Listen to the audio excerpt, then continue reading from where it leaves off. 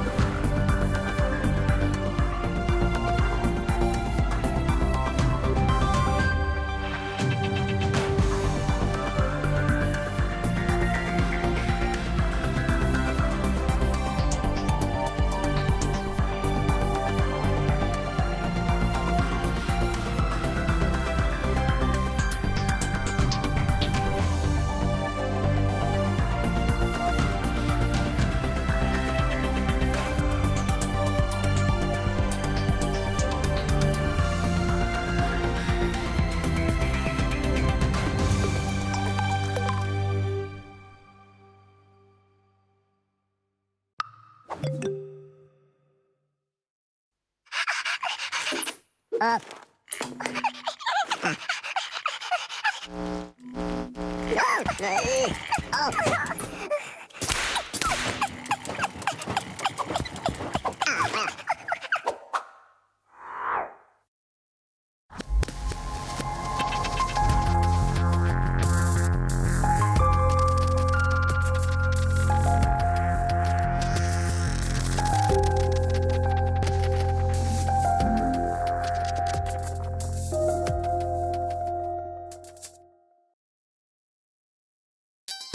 Thank you.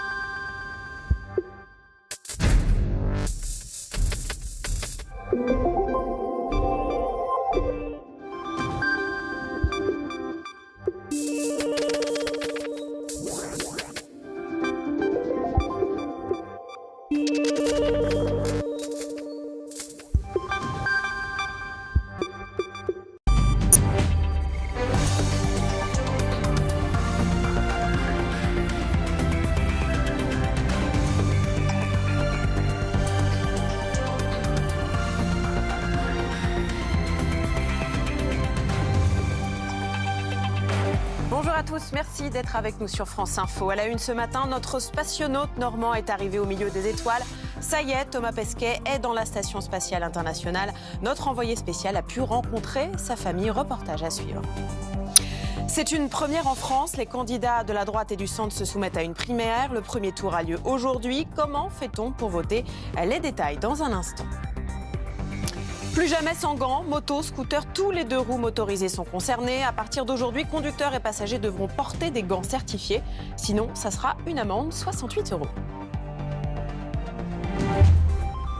Mais d'abord, ça y est, ils sont en apesanteur. Les 3 astronautes, dont le français Thomas Pesquet, ont quitté leur petite capsule Soyouz pour la Station spatiale internationale. C'est donc parti pour 6 mois d'expérience à plus de 400 km au-dessus de notre tête. Dominique Terda.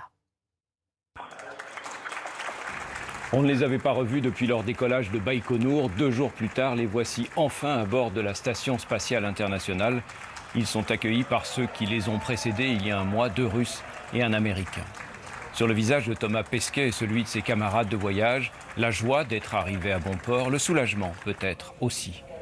Au centre de contrôle des vols spatiaux à Moscou, leurs familles sont venues les saluer. On échange quelques mots, rien de très intime, devant les caméras. On est tous là avec les amis et la famille. J'ai du mal à croire que je te parle et que tu es en orbite dans la station. J'ai un peu du mal à y croire moi-même, mais apparemment c'est pour du vrai, donc on a hâte de se mettre au travail et puis on est super contents. Le dimanche, c'est relâche à bord de la Station spatiale internationale. Les nouveaux arrivants vont en profiter pour faire le tour du propriétaire, se familiariser avec les lieux, se reposer peut-être un peu aussi, car dès lundi, ils vont devoir se mettre au travail. Ils sont 7 et ce soir, ils ne seront plus que 2. Le premier tour de la primaire de la droite a lieu aujourd'hui. Plus de 10 000 bureaux de vote qui sont répartis sur toute la France. Alors comment fait-on pour aller voter? Ça mérite quelques explications. Guillaume Périlou. À Anglette, comme partout en France, c'est l'heure du déballage. Les cartons sont arrivés avec les bulletins de vote. Tout est prêt pour accueillir les électeurs. 1, 2, 3, 4, 5, 6, 7, on est bon. Aujourd'hui, plus de 10 000 bureaux de vote sont ouverts à travers toute la France, de 8 h à 19 h. Ils sont répertoriés sur un site internet www.primaire2016.org. Pour voter, il faut être inscrit sur les listes électorales, payer 2 € par tour de scrutin et signer une charte dans laquelle on s'engage à partager les valeurs de la droite et du centre. Certains s'inquiètent d'un risque de fraude, mais on assure que tout sera mis en œuvre pour certifier le résultat de chaque bureau. Lorsque les résultats sont officiels au niveau du bureau de vote, ils sont transférés directement par le président à la haute autorité à Paris, sans aucun intermédiaire. Ensuite, ces résultats sont transmis en retour de Paris aux différents assesseurs qui ont 30 minutes pour éventuellement contester ces résultats. L'argent versé par les électeurs couvrira les frais d'organisation du scrutin.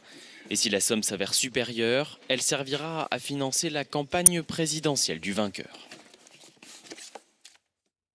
Gants obligatoires pour les motards. Tous les 2 roues motorisées sont concernés. La mesure rentre en vigueur aujourd'hui. Des gants en cuir qui devront être certifiés. Il faut dire que ce sont les mains qui sont le plus souvent exposées en cas d'accident. Claire Coach. En roulant sans gants ou avec des gants non homologués, ces conducteurs de 2 roues s'exposent désormais à 68 € d'amende, minorés à 45 € s'ils payent dans les 15 jours, et la perte d'1 point sur le permis de conduire du pilote. Vous avez des gants en laine, est-ce que c'est réglementaire? Non, c'est des gants en cuir qu'il faut. Des gants en cuir peut-être, mais surtout des gants homologués normes européennes pour le conducteur et les passagers. Ce qui est demandé aux motards, c'est de s'équiper avec un gant, avec un renfort cuir sur la main, un renfort minimal sur les gants, une pomme renforcée. Et que le gant présente ces 2 petites étiquettes, à savoir le CE et la petite spécificité moto. Le port de ces gants homologués peut éviter des blessures aux mains très courantes lors d'accidents, car le premier réflexe est de les mettre en avant en cas de projection au sol. Ça, c'est une jeune fille qui a eu un accident de moto, là, sans ses gants, et c'est la route qui a entraîné qui a enlevé toute la peau. En France, près de 30% de conducteurs de 2 roues avouent ne pas porter de gants. Alors la sécurité routière